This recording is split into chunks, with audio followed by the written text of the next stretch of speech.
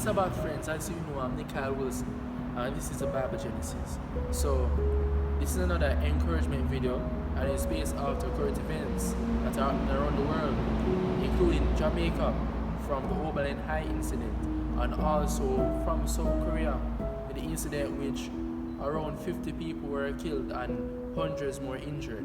And this is coming from an Halloween perspective, from that people are doing these Halloween things, not knowing the dangers that they are in.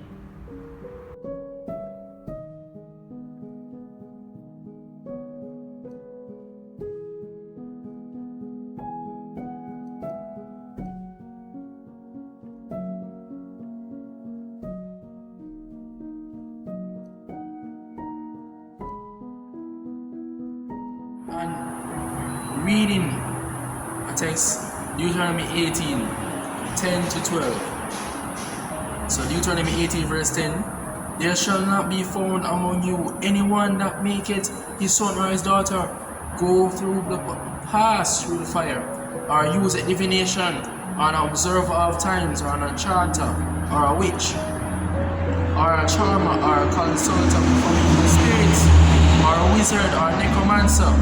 For all that do these things are abomination unto the Lord. And because of these abominations, the Lord thy God doth drive them out before thee.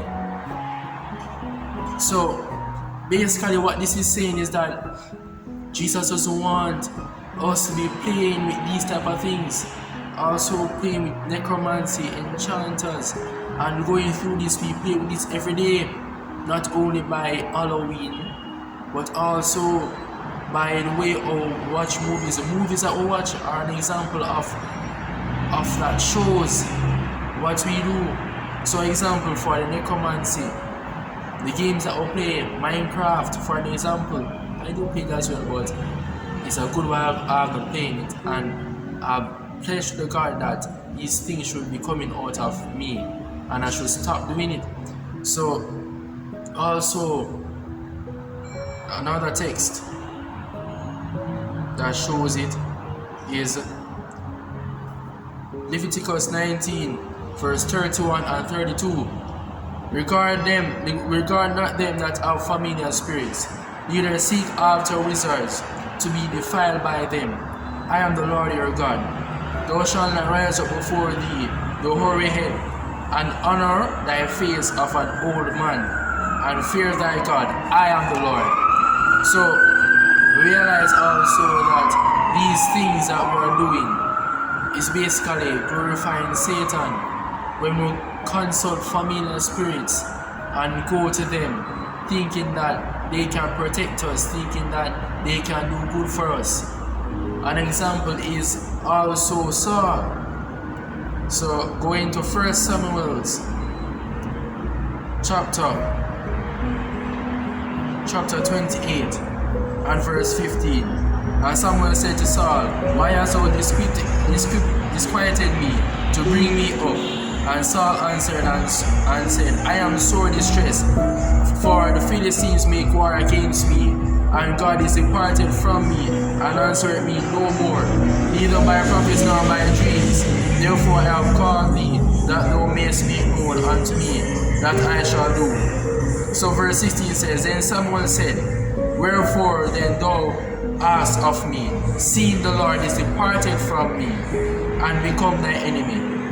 And the Lord had done to him, and spake by me, for the Lord had rent the kingdom out of thine hand, and given it to thy neighbor David.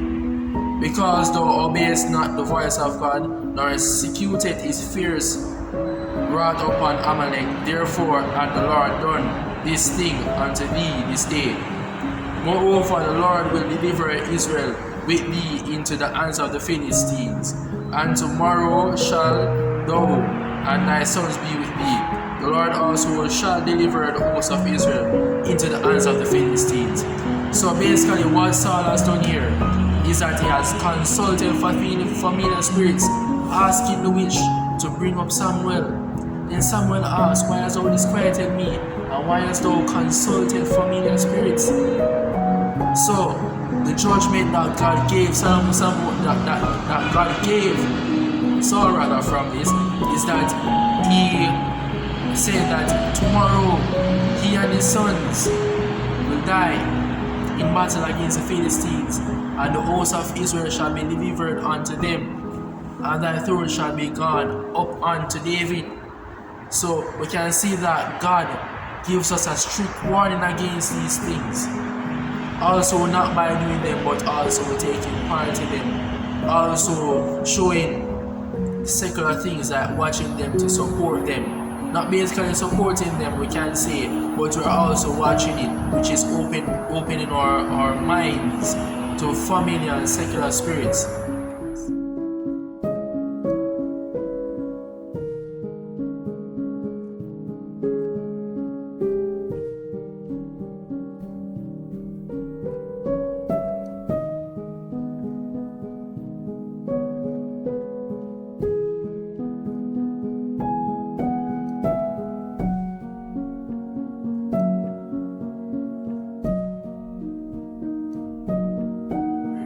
We're opening ourselves to be deceived by Satan, and this is a stern warning that God gave to us, because by their fruits we shall know them.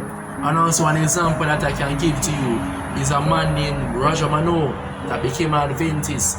He was also in that type of thing, worshipping Satan. He was a Satan worshipper, and at that time he was opening himself out to familiar spirits, telling that they are from this and they are his past relatives, dead relatives, and whatsoever.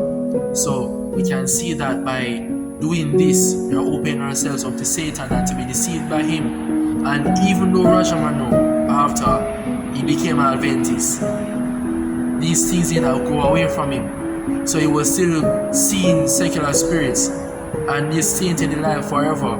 But he was a man of prayer, and I can say that he prayed, and when he prayed, God answered his prayers. And he was also a blessing to other people as well. So going to this is saying that this Halloween things and this and also in Celtic culture, which is Irish origin, is called Samhain. And this Halloween thing is deceiving us, and evil auspices are taking part in it.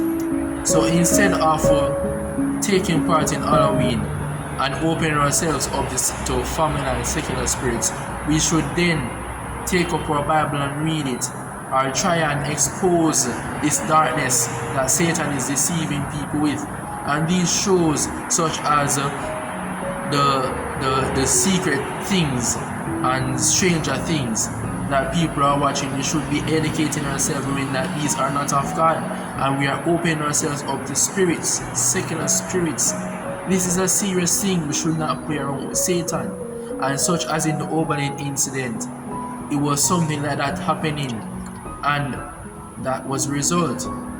They were demonically possessed. And even a student I can bet who is not a Christian but also a local says that they were possessed by demons.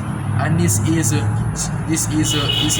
remarkable, because we don't see things like this every time.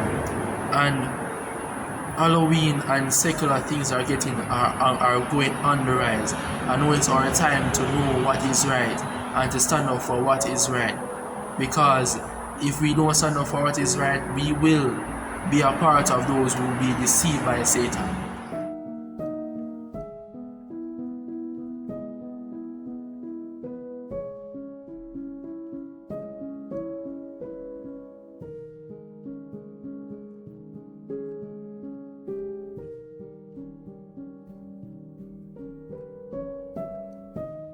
So as I close, we now know what Halloween is based after, and we know why not to take part of it.